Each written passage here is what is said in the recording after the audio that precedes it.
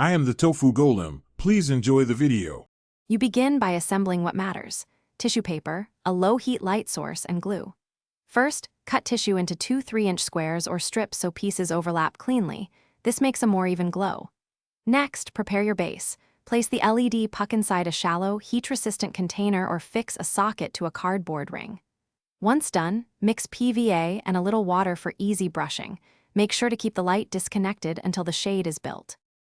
You now form the shade by layering tissue onto the prepared frame or mold. Start with a base layer, brush on a thin coat of glue, then lay tissue with about 30% overlap so seams dissolve when wet. This gives even diffusion. Once the first layer sets tacky, add 1 to 3 additional sheets to reduce hot spots. Thicker equals softer glow.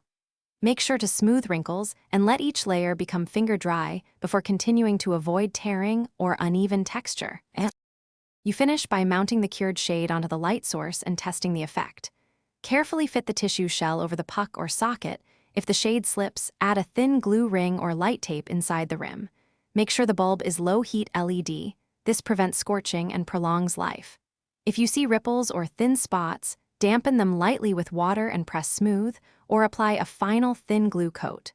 For wiring issues, disconnect power and resecure contact. Thanks for watching. Consider subscribing if we helped you today.